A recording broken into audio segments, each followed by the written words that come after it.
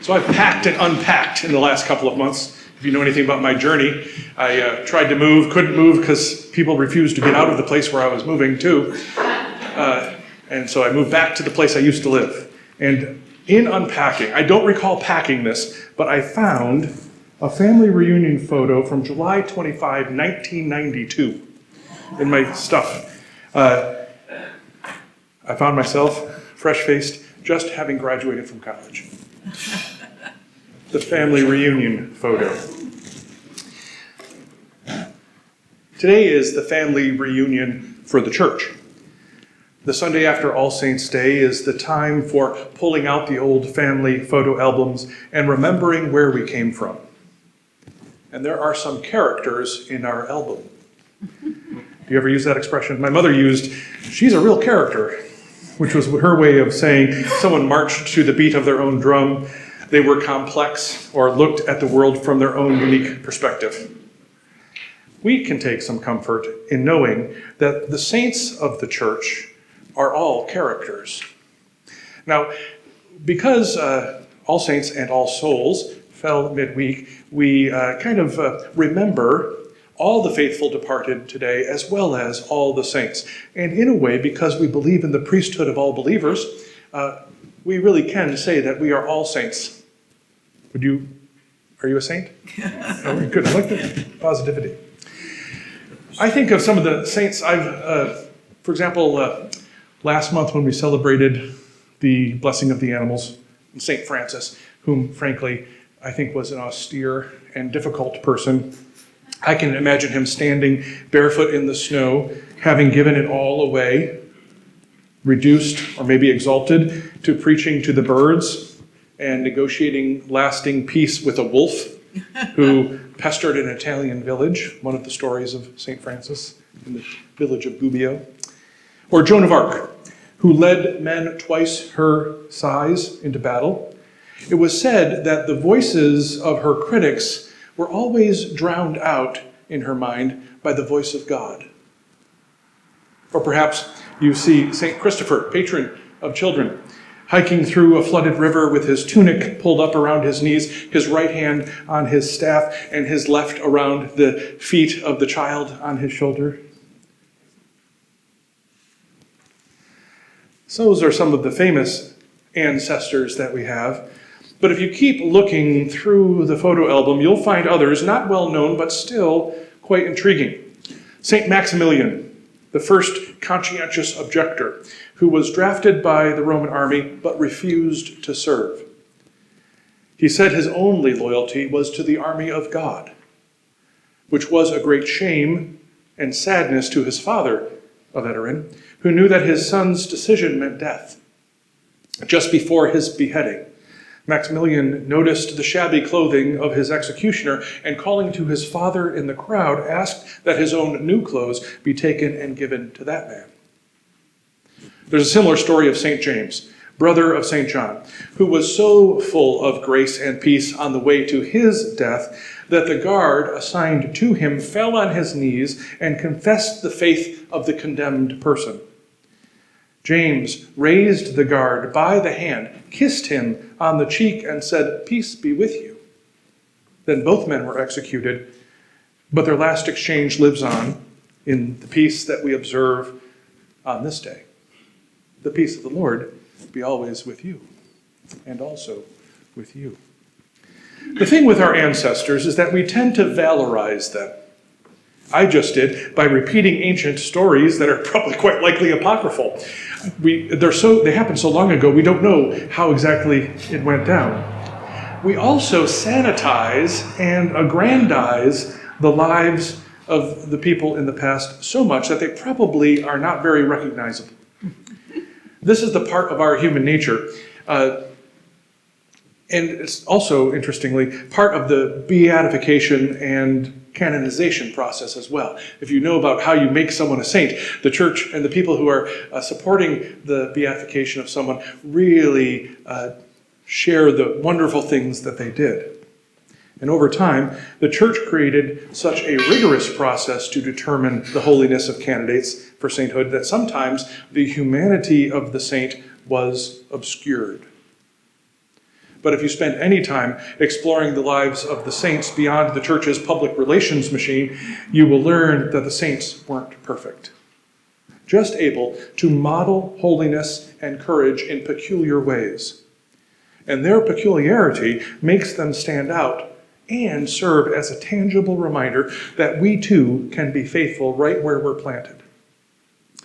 Now, if we stare at the family photographs long enough, you will begin to notice that they were not, well, saints. Like Francis, obeying the vision he heard from God to rebuild his church, stole silk from his father's fabric store to pay for the repairs, and he got confronted by his father in the town square. Do you remember this story? And took off his fine clothes and marched away naked to go serve God. Legend has it that he also rolled in the snow to defend himself against impure thoughts. St. Christopher was on his way to work for the devil when a mysterious hermit converted him to the work for God instead. St. Catherine of Siena, who upon meeting the Pope in Avignon, confronted him with his own corruption. And the Pope joked, how could she possibly know anything about him since she had just gotten to Avignon? To which she replied, she could smell his stench all the way back in Italy. St. Bernard was one of the organizers of the Second Crusade. If you know your history, that collapsed into a melee of pillage and looting. Generally speaking, many saints are not recognized by their goodness. They are distinguished by their extravagant love of God, which shines brighter than anything else about them. Former Archbishop of Canterbury, Rowan Williams, is particularly helpful to us as we consider the lives of the saints. He suggests that the church has always had two poles or axes. Ordinary Christians that limp along, and then the startling lives of the saints, holy and showing us how to make room for God. And somehow they're in tension and in balance.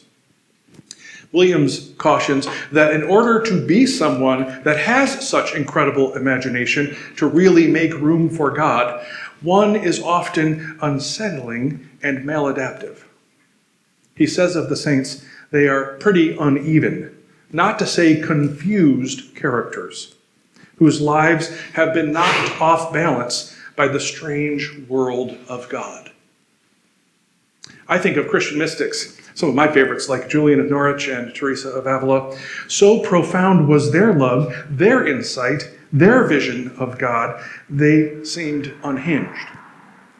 I would not want to be in the same room as St. Chrysostom, whose prayer we say each day in our office, worried that his open hostility in the pulpit might be leveled at me.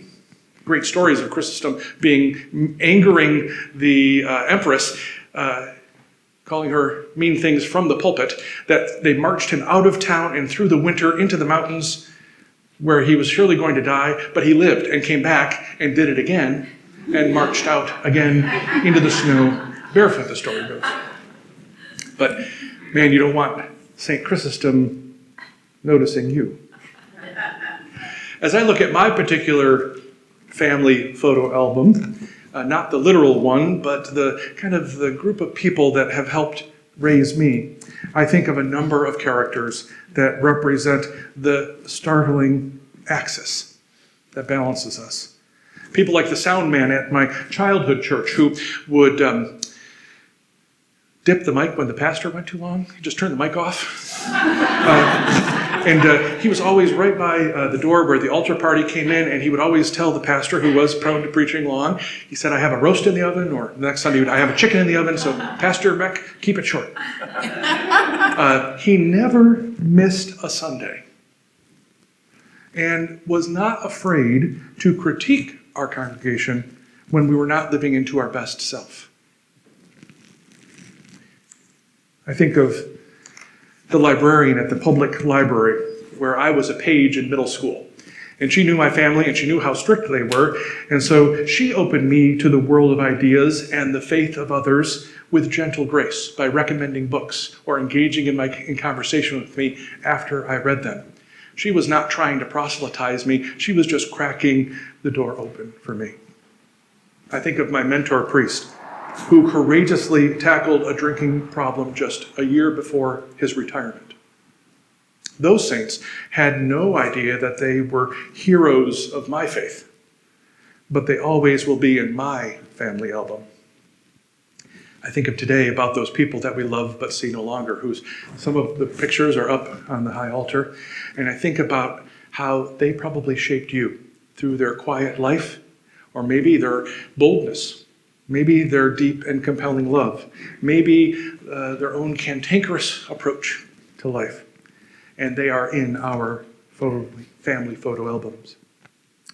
Today's gospel focuses on, I think, is probably the most clear ethical teachings of Jesus, the core of our faith. The section of the Sermon on the Mount, or the Sermon on the Plain if you're reading in the Gospel of Luke. It gives us, I think, what Jesus came to tell us. We call them the Beatitudes. The English word beatitude has its roots in the Latin for a word meaning utmost bliss, or macarism in Greek. And I think Beatitudes is a little kind of anachronistic now, but imagine Jesus giving the blissed out Sermon on the Mount. And he turned their thinking upside down. He redefined what honor was and how they might go about getting it. It's important to explain that in that ancient culture of shame and honor, it was integral to the way society organized itself and how people operated in their families and communities. Honor in ancient times, as well as modern times, has to do with people's perception of someone and what their reputation is. So are you kind of aware of maybe what your reputation is, or how you may have tried to work on your reputation after something happened? Polite society, even now, has us concerned with honor. And we've all been raised to understand that the way we act, the way we treat others, determines a lot about how we're going to get by in this life. In that Mediterranean world of Jesus' time, it is safe to say that honor was the pivotal value, which makes the Sermon on the Mount so complex. The last Beatitude, for example. Blessed are you when people revile you and persecute you and utter all kinds of evil against you falsely on my account. Rejoice and be glad, for your reward is great in heaven, for in the same way they persecuted the prophets who were before you. That last beatitude seems to be the culmination of all of them, and it implies that a disciple has been banned, shunned, and ostracized by some group. And it seems that a family has risen up against one of its members for breaking faith, maybe the tradition, or doing something that has them on the outs in order to be a disciple of Jesus. We surmise that after various pressures were applied to enforce conformity to the family's wishes, the person is cast out of the family, expelled from the home, chased off the land, and essentially set adrift. In the eyes of the village or the town, they were dishonorable and had shamed the family by their rebellious behavior. Yet Jesus calls them noble and honorable and worthy of respect for the price that they paid to be with Jesus in the new kingdom. The Beatitudes that we read before that one make more sense in light of that last one. Landless, familyless, you will be left with nothing except sadness. Jesus said, but in the end, you will be exalted. Which is hard to say to someone who's begging poor, I think. Because if you left your family and your job, if you left the plow and didn't look back, if you let other people bury the relatives, if you just take your shoes and cloak and go out into the world to spread the message, you really would be begging poor. something that you'd probably try to avoid your entire life. And yet, as shameful as people were in the eyes of their family and village, Jesus greatly honored the disciples who paid such a steep price. How honorable are those whom others shame. Well, that's some startling news. Jesus declared that these very honorable people are worthy of praise. He knew that following him had a cost. Discipleship has a cost. And maybe that's what I think most of about All Saints and All Souls remembrances. Being a Christian was going to mean, and still does, that perhaps your family systems, perhaps the economic patterns, these would all be disrupted. And this disruption will be borne by the people dropping their nets or leaving their plows or giving up tax collecting to follow God. The amazing thing in all of this is that Jesus didn't just preach about this, he lived it. I don't think he would have asked something from his disciples that he wasn't willing to do himself. Rejection and hatred punctuated the last weeks of his life. And so we find honor in the most unusual places.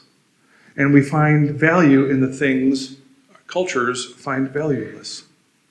And so this All Saints sermon lection is filled with head-scratching descriptions of God's kingdom and challenges us to be true saints that are willing to sacrifice for God. And so my prayer for us is that we might have a little bit of courage to be uncouth, such loyalty to Jesus that people might accuse us of being any manner of things, socially inappropriate, or more focused on honor with God than honor in the neighborhood. And if you live your life that way, if I live my life that way, somebody someday might call us saints as well. I preach in the name of the Father, the Son, and the Holy Spirit. Amen.